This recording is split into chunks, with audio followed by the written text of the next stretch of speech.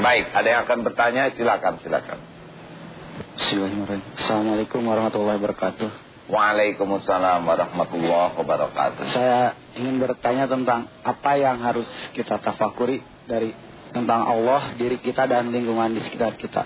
Apa yang harus ditafakuri? Tentang Allah, diri kita dan lingkungan di sekitar kita. Baik. Terima kasih. Ustaz, hadis Bukhari-nya. Qala Rasulullah sallallahu alaihi wasallam, tafakkaru fi khalqillah wa la tafakkaru fi zatillah. Riwayat Bukhari wa Muslim. Berfikirlah kalian tentang apa yang Allah ciptakan yang ada pada diri kalian, dan janganlah sekali-kali berfikir tentang zat Allah subhanahu wa ta'ala. Zatnya, Allahnya. Yang pasti Allah subhanahu wa ta'ala laisa kamitslihi syai'un, tidak menyerupai dan tidak diserupai apapun. Allah yang menggenggam alam semesta ini pasti ada, tapi tidak akan terjangkau oleh akal kita tentang zatnya. Tapi ciptaannya bisa. Apakah mungkin kita bisa ingat kepada Allah? Gampang, lihat saja tentang diri kita. Kalau kita bercermin, harusnya aneh. Melihat rambut saja, alis, rambut, kumis, bulu hidung, janggut. Aneh. Kok tubuhnya berhenti di sini? Alhamdulillah ukurannya sama. Tapi aneh, kecepatan memanjangnya berbeda. Harusnya alis dengan rambut, siapa yang ngatur? Mata kita, subhanallah, air matanya lengkap, tidak berlebih. Kita tidak tahu bagaimana mengatur warna di mata kita. Kita bisa melihat langit bumi tanpa kita urus. Bayangkan ini kalau tidak ada air matanya, benar-benar menderita atau berlebihan. Berlinang air mata terus-menerus, maha suci Allah. Menatap hidung, alhamdulillah kita kompak ini rata-rata. Kita tahu bau terasi. Siapa yang menyusun saraf hidung ini? Orang tua? Tidak tahu. Beruntung kita sama penciumannya. Ini sama. Kita tahu mana jengkol, mana pete, mana asin. Jarang, tidak tertukar. Misalkan kita ambil jeruk, wah ini harum jengkol.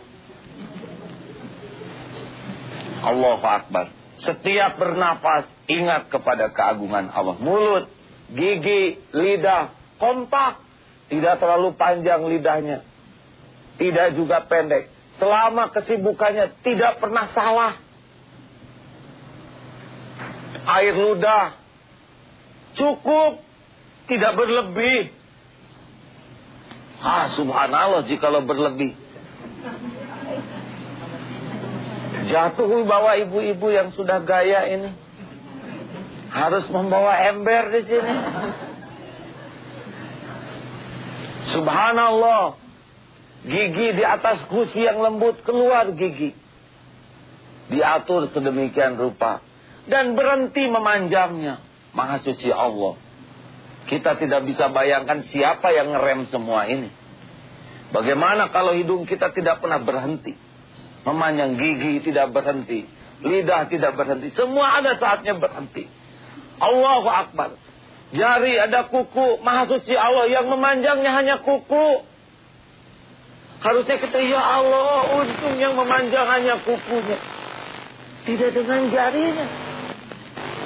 Siapa yang atur semua ini ya? Bagaimana kalau yang jarinya memanjang? Setiap Jumat kita harus potong jari. Harusnya lihat kuku menangis, ya Allah, maha suci Engkau. Sekujur tubuh ada pori-pori, ya Allah, maha suci Engkau. Ketika kita bersuara, suara kita bisa dikenali orang.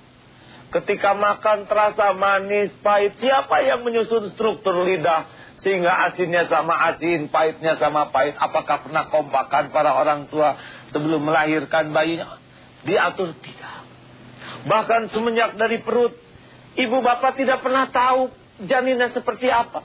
Siapa yang mempertemukan sperma sel telur? Tidak pernah ada yang belajar tentang hal itu. Sperma yang datang itu belum pernah tahu sel telur itu. Makanan, kerupuk, singkong, kenapa jadi tulang, jadi rambut, jadi mata, terbentuk di perut. Menggambar saja tidak sanggup menggambar bayi. Maha suci Allah. Membesar, terlindungi dalam plasenta, makanan terjaga, terbentuk sekujur tubuh. Siapa ini? Allahu Akbar. Tepat pada waktunya keluar. Tidak pernah ada yang mengajari dia mengenal air susu. Bayangkan dari tetesan-tetesan air susu jadi tangan, jadi tulang, jadi rambut, jadi otot. Membesar bayi hanya air susu. Siapa yang membesarkan? Luar biasa. Maka kalau melihat bayi seharusnya kita ini pingsan. Maha suci Allah. Kita sering terpesona kepada lukisan kuda dan kita puji pelukisnya. Ini pelukis luar biasa. Kuda ini mirip sekali. Tapi kenapa ketika kita melihat kuda tidak pernah memuji yang menciptakannya? Melihat boneka kita terpesona dan kita puji pabrik.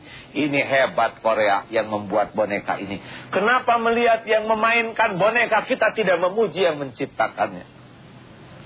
Melihat patung yang mirip kita puji orang yang membuat patung. Ini luar biasa, mirip sekali.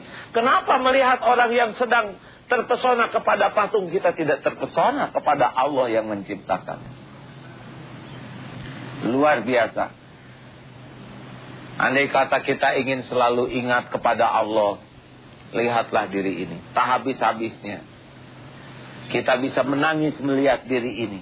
Andai kata kita berjuang untuk melihat siapa yang menciptakannya. Mata kepada ciptaan, hati kepada pencipta. Apakah ini memungkinkan? Mungkin. Kita bisa terus-menerus ingat kepada Jepang. Dengan catatan mau melihat buatan Jepang. Lihat arloji Seiko Jepang. Lihat mobil Jepang. Lihat motor Jepang. Banyak Jepang terus dalam otak kita. Kalau kita ingin lihat buatan Jepang. Buatan Allah adalah segala-galanya. Langit, bumi, segala yang ada adalah buatan Allah. Sehingga tidak usah heran. Ada orang yang tidak pernah bisa lupa kepada Allah. Karena apa yang dia lihat, dia tatap adalah Allah lah yang menciptakannya.